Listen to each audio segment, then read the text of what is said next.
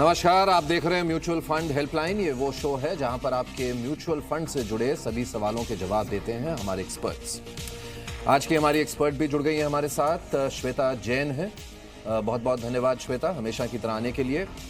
सवाल जवाब का सिलसिला शुरू करने से पहले आइए रजत के पास चलते हैं, जो हमें बताएंगे कि आज बाजार में क्या हुआ। रजत, अच्छी खासी तेजी थी आज। काफी समय से इंतजार था कि 10,500 ये लेवल निफ्टी पे लगेगा और देखिए दिन क्रिसमस से ठीक पहले 10,500 का स्टार आज इंडियन मार्केट्स पे देखने को मिला। तो कह सकते हैं एक क्रिसमस का तोहफा बाजार पे मिला है। स्ट्रॉन्ग मूव है। पिछले अगर कुछ दिनों में देखेंगे तो जब से गुजरात इलेक्शंस खत्म हुए तब से लेकर अब तक 400 पॉइंट से ज्यादा के गेंस निफ्टी में मिल चुके हैं, यानी कि 4% से ज्यादा की तेजी मात्र 5-6 ट्रेडिंग सेशंस में ही। लेकिन आज जो थीम थी मार्केट की वो थी आईटी शेयर्स। एक्सेंचर ने गाइडेंस बढ़ाई और आईटी शेयर्स पे आज दमदार रिटर्न्स मिले। इसके अलावा इंफ्रा, इंजीनियरिंग, ये कुछ ऐसी पॉकेट्स हैं जो इस समय ट्रेडर्स चेज कर रहे हैं, खरीदारी कर रहे हैं। यहाँ पे पावर और ट्रांसमिशन से जुड़ी जो कंपनी थी ट्रांसफॉर्मर शेयर्स, आज वहां पर तेजी ज्यादा दिखाई दी और छोटे मझौले फार्मा स्टॉक्स आज इस बाजार की रैली में पार्टिसिपेट करते हुए नजर आए। निफ्टी पे जो सबसे ज्यादा स्ट्रॉन्ग था वो था ओएनजीसी। इसके अलावा बजाज फाइनेंस, टीसीएस और हिंडाल्को में सबसे ज्यादा रिटर्न्स मिले। गिरावट वाली सूची देखिए आप, अल्ट्राटेक सीमेंट आज प्रॉफिट बुकिंग थी इस स्टॉक में। ल्यूपिन, डॉक्टर रेड्डीज और कोल इंडिया जैसे स्टॉक्स में भी थोड़ा दबाव देखने को मिला, लेकिन आईटी आज क्लियर कट आउट परफॉर्म करके गया। ई क्लर्क्स बायबैक की खबर भी जुड़ गई, 9% तेज हो गया। पोलारिस, नेल्को और साथ ही साथ सोनाटा सॉफ्टवेयर में रिटर्न्स देखिए 6% से 7% इन तमाम स्टॉक्स में।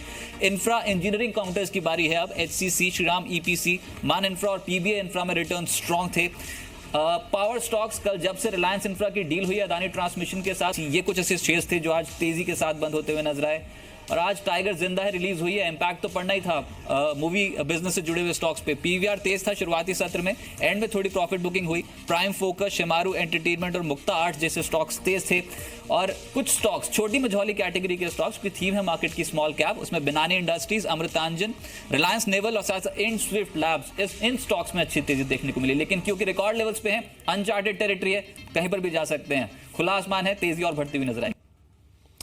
जी बिल्कुल रजत, धन्यवाद। और आइए अब सवाल जवाब का सिलसिला शुरू करते हैं। सबसे पहले मुंबई चलते हैं, जहां से जय मेहता जुड़ रहे हैं फोन लाइन पर हमारे साथ। जय, गुड इवनिंग। जय, आप good evening sir. Good evening, कैसे हैं आप? बस ठीक है, आप कैसे हो?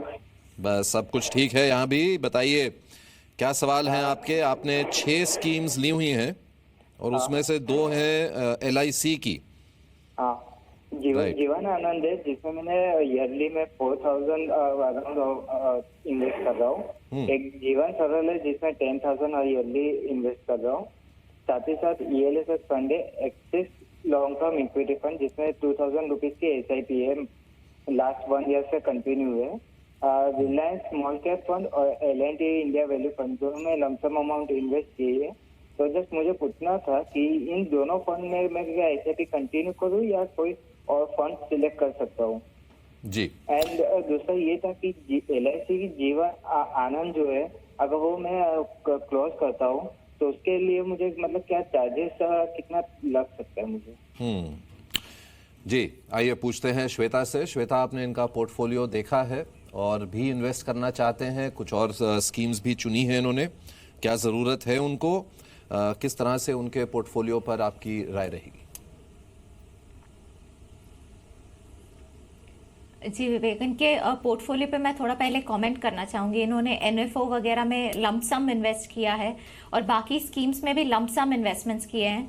तो मेरा रिकमेंडेशन ये रहेगा कि एक तो स्कीम्स जिनका प्रूवन ट्रैक रिकॉर्ड है उनमें निवेश करें, और SIP या STP के द्वारा निवेश करें तो उनसे क्या है, कॉस्ट एवरेज हो जाता है।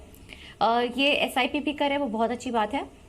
ये L&T इंडिया वैल्यू फंड में कर सकते हैं उनका SIP। बाकी स्कीम इनको ऐड करने की कोई ज़रूरत नहीं है। स्मॉल कैप और मिड कैप फंड्स इनके हैं तो ये उनमें कंटिन्यू कर सकते हैं। अगर लार्ज कैप इनको देखना है तो वो एक स्कीम शायद देख सकते हैं।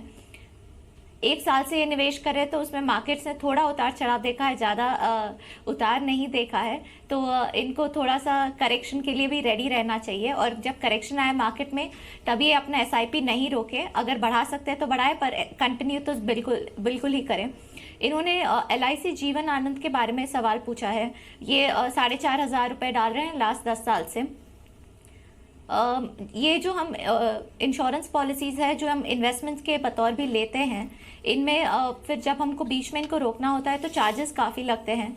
तो इनका रिव्यू करना पड़ेगा कि कितने चार्जेस लगेंगे इनको और क्या इनका रहेगा। बट मैं यूजुअली रेकमेंड नहीं करती हूँ कि बीच में रोके, स्पेशली 10 साल के बाद अगर रोकना हो तो नहीं रोके।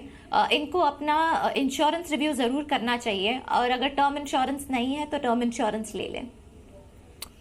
जी बिल्कुल। अब चलते हैं लखनऊ, जहां से मनोज वर्मा जुड़ रहे हैं हमारे साथ। ये IT क्षेत्र में काम करते हैं, अभी 24 साल के हैं। मनोज, बहुत खुशी हुई आपसे बात करके। हेलो सर, कैसे हैं? मैं बिल्कुल ठीक हूं। आपने इतनी जल्दी शुरुआत भी कर दी इन्वेस्टमेंट की, तो बहुत बहुत बधाई आपको। और आपने 3 स्कीम्स ऑलरेडी ले ली हैं और उसमें 5,000 की SIP आपने शुरू भी कर दी है, राइट? लेकिन ये सारी ELSS स्कीम्स हैं। जी, अप्रोक्सीमेटली अराउंड मैंने जब स्टार्टिंग की थी एक्चुअली ऐप के थ्रू की थी, तो उसमें जो है 5,000 पर मंथ था ELSS का, और उसमें जो है डिवीजन था 3 में। तो 1,500 एंड 2,000 का वो उनका जा रहा था उसमें तीनों में।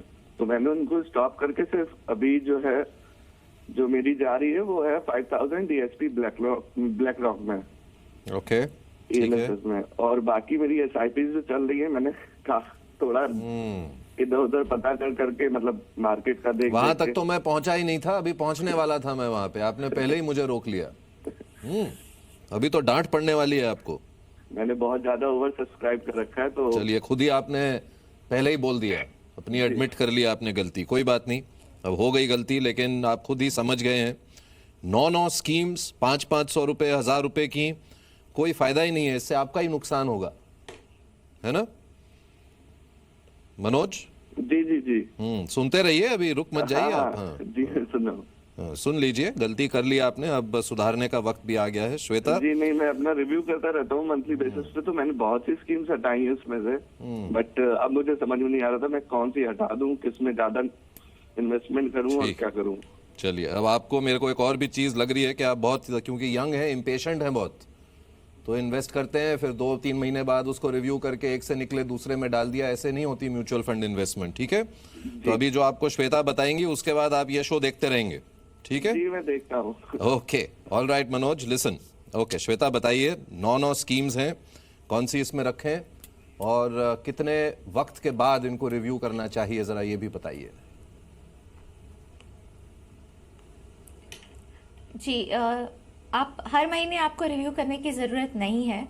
आप 1 क्वार्टर में एक बार अपना पोर्टफोलियो देखिए, और अगर 6 महीने में एक बार रिव्यू करें तो काफ़ी होगा वो। क्योंकि क्या होता है, हम जितनी बार रिव्यू करते हैं अब हमारा एक्शन बायस रहता है, तो हमको लगता है कि कुछ ना कुछ अपने पोर्टफोलियो के साथ करें, जो मुझे डर है आपने भी अपने पोर्टफोलियो में किया है। पर देर आए दुरुस्त आए, और आपको विवेक जी से डांट भी नहीं पड़ी क्योंकि आपने पहले ही एडमिट कर लिया। IDFC इक्विटी एक फंड है जो आप रोक सकते हैं, DSP black rock small and mid cap रोक सकते हैं, Invesco small and mid cap रोक सकते हैं। फिर आपकी 6 स्कीम रहेंगी, 6 स्कीम भी बहुत है। मैंने ये देख के कट किया है कि क्या स्मॉल और मिड कैप और लार्ज कैप का एलोकेशन थोड़ा सा बना रहे। आपको अगर बढ़ाना हो तो मेरे इंडिया अपॉर्चुनिटीज में बढ़ा सकते हैं, SBI ब्लू चिप में भी बढ़ा सकते हैं। की साइज बहुत, फंड का साइज बहुत बड़ा हो गया है, 16,000 करोड़ से ज़्यादा हो गया है, तो आप वो देख के थोड़ा सा ध्यान रखें। बट मेरे इंडिया अपॉर्चुनिटीज में आप ऐड कर सकते हैं, और अपने एग्जिस्टिंग स्कीम्स में ही ऐड करिए।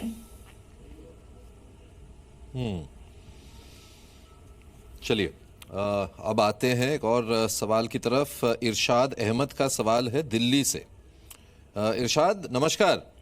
नमस्कार जी, आपने ये 14 स्कीम्स के नाम भेजे हैं, सिलेक्ट किए ना? अभी इनमें पैसे तो नहीं डाल दिया? किया मैंने, अभी मैंने सिलेक्ट किया है, शुरू किया मैंने जी। एक्चुअली मुझे फर्स्ट स्टार्ट करा इन्वेस्ट करना मुझे, तो जी।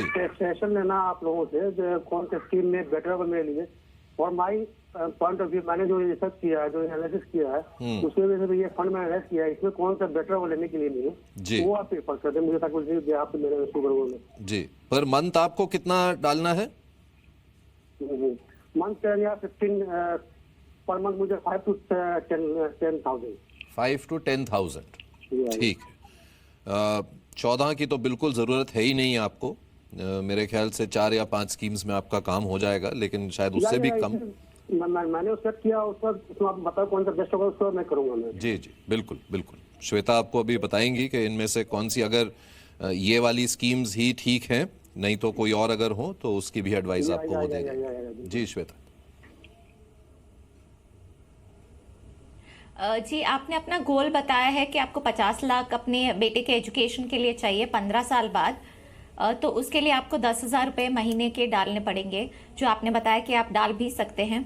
इसके लिए अगर आपको टैक्स सेविंग भी कंबाइन करना हो एटीसी के लिए, जो आप दोनों कर सकते हैं, दोनों गोल आपके एक ही स्कीम से मीट हो सकते हैं, तो आप DSP BlackRock tax saver कर सकते हैं और कोटक टैक्स सेवर कर सकते हैं, अगर आपको दोनों करना है। अगर आपका एटीसी का निवेश हो चुका है तो आप मेरे इंडिया अपॉर्चुनिटीज और डीएसपी ब्लैक रॉक फोकस 25 में इन्वेस्ट कर सकते हैं।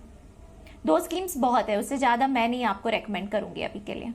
आइए अब चलते हैं राजेंद्र कुमार के पास, जो गुरुग्राम से बात कर रहे हैं। अपना सवाल है उनका। आप एक सॉफ्टवेयर डेवलपर हैं राजेंद्र, बहुत खुशी हुई आपसे बात करके। Thank you sir, thanks for calling.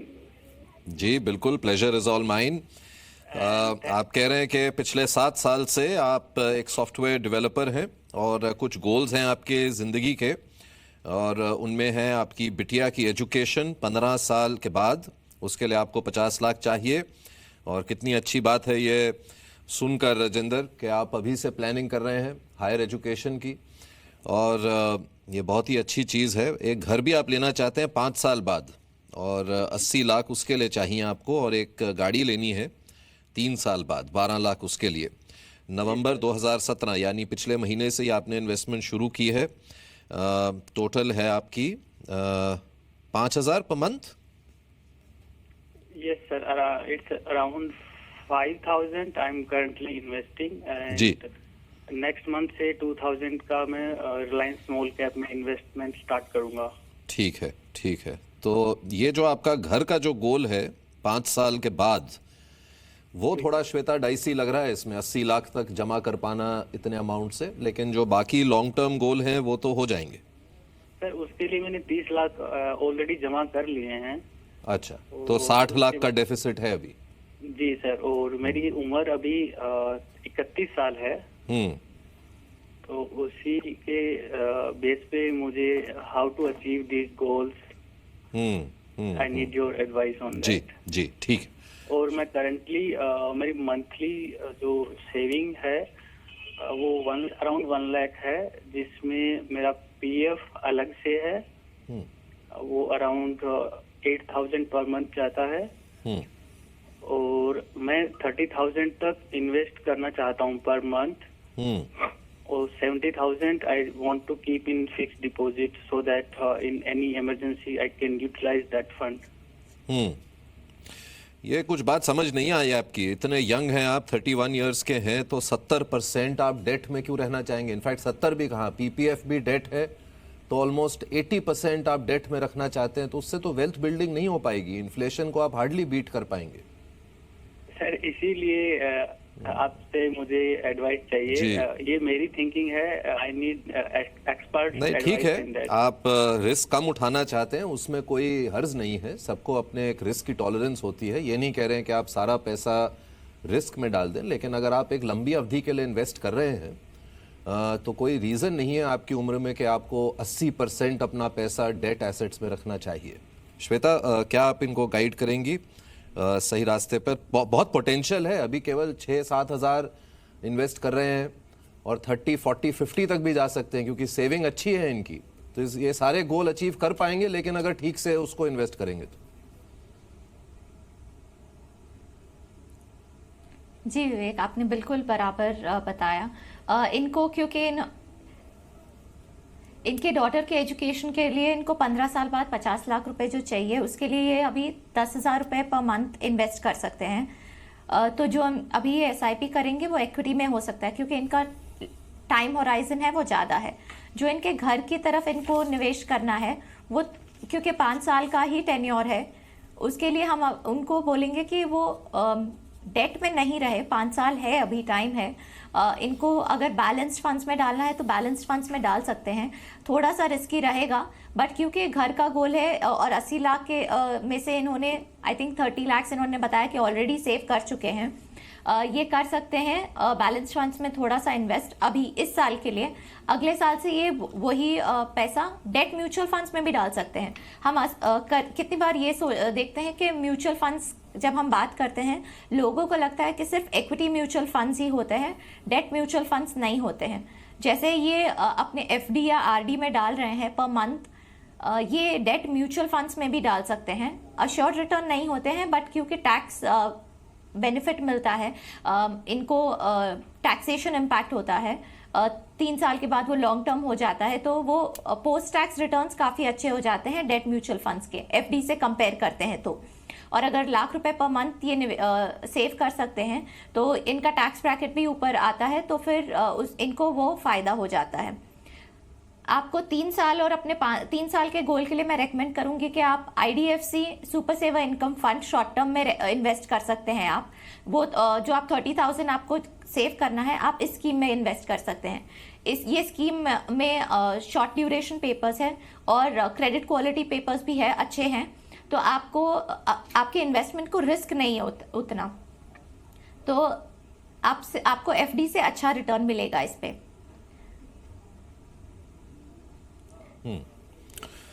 चलिए अब राहुल के पास चलते हैं। 26 साल के हैं Rahul. Rahul, good evening. Good evening जी, क्या सवाल है आपका? सर, मैं पिछले 5 to 6 मंथ से मेरा एसेट इन्वेस्टमेंट में 3,000, मोस्ट फोकस 35 में 3,000 और 2,000 और रिलायंस टैक्सेबल में 6,000 जी। Now I have to have one cap and one जी। आपका टाइम फ्रेम कितना है Rahul? 15 to 18 years। 15 to 20 years। चलिए, बहुत अच्छी बात है, अच्छा लगा ये सुनकर। लंबी अवधि के लिए आप इन्वेस्ट करना चाहते हैं। श्वेता, ये 3 स्कीम्स हैं इनकी ऑलरेडी, और ये इसमें एक स्मॉल कैप और मल्टी कैप ऐड करना चाहते हैं, क्या ज़रूरत है? नहीं, मुझे बिल्कुल भी नहीं लगता कि कोई स्कीम ऐड करने की ज़रूरत है इनको। इनका मिड कैप और स्मॉल कैप है मेरे इमर्जिंग ब्लू चिप में। मोतीलाल का जो भी फोकस 35 है वो मल्टी कैप फंड है, तो उसमें भी मिड और स्मॉल कैप में एक्सपोजर है। तो कोई ज़रूरत नहीं है इनको कोई और स्कीम ऐड करने की। इन्होंने काफ़ी अच्छा अपना पोर्टफोलियो बनाया है, मैं कोई चेंजेस रेकमेंड नहीं करूँगी। इनको जो भी एडिशनल इन्वेस्टमेंट करना है इन्हीं स्कीम्स में कर सकते हैं। जी, चलिए राहुल, यह राय है आपके लिए, सही रास्ते पर हैं, बने रहिए। जो एक्स्ट्रा पैसे हैं उनको इन्हीं स्कीम्स में आप डालते रहिए। निखिल पटेल अब जुड़ रहे हैं हमारे साथ, इनका भी छोटा सा सवाल है। Nikhil, good evening.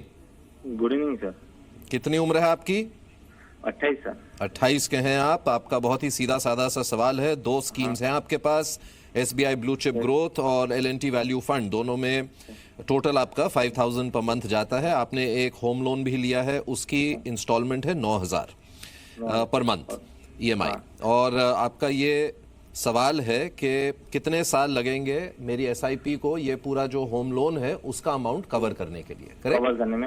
और सर, मेरी एक बात है कि मैं कवर करने के बाद भी SIP मेरी चालू रख सकता हूँ आगे? ठीक है, बहुत अच्छी बात है निखिल। इनफैक्ट ये बहुत इंटरेस्टिंग सा सवाल है श्वेता। 1-2 दर्शकों ने पहले भी पूछा है कि क्या हम जब लोन लेते हैं, होम लोन खासकर, तो उसके साथ अगर हम एक SIP भी शुरू कर दें तो क्या over a period of time उसके SIP के गेन से हम ये जो होम लोन का जो हम एक्स्ट्रा भरते हैं इंटरेस्ट, वो कम से कम हम कवर कर सकते हैं?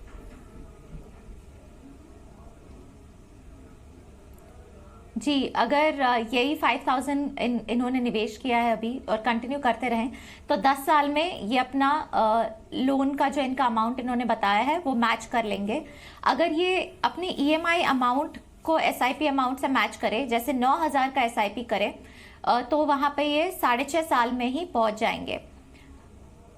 तो SIP को हम गुड EMI भी वैसे बताते हैं, ताकि लोग जब अपना घर खरीदे तब अपने बाकी गोल्स को निग्लेक्ट नहीं करें। तो वही सिमिलर अमाउंट अगर वो कर सकते हैं तो करें इन्वेस्ट एक SIP में भी।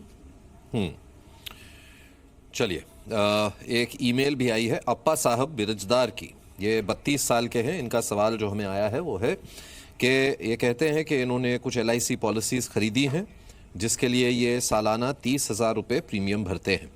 एक टर्म कवर भी लिया इन्होंने, वो है 50 लाख रुपए का कवर है इनका, और 1 करोड़ रुपए कॉर्पस ये चाहते हैं अपनी रिटायरमेंट के लिए जब ये 58 साल के होंगे।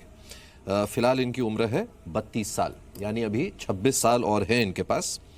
20 साल के बाद ये 50 लाख चाहते हैं अपने बच्चों की एजुकेशन के लिए, और 10 साल के बाद ये 20 लाख चाहते हैं एक घर खरीदने के लिए। तो ये हैं इनके गोल्स। कितना इनको इन्वेस्ट करना चाहिए, क्योंकि ये ऑब्वियसली जो 30,000 प्रीमियम एक LIC की पॉलिसी में डाल रहे हैं उससे तो ये गोल इनके पूरे होने नहीं वाले।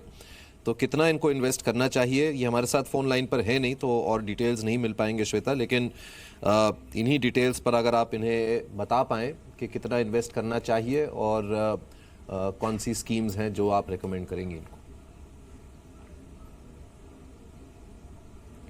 जी, अगर इनका सिर्फ रिटायरमेंट का गोल देखें तो अगर 1,500 रुपये पर मंथ ये डालें तो ये अपने 1 करोड़ रुपए तक पहुंच जाएंगे, क्योंकि इनका टाइम होराइजन काफ़ी लंबा है।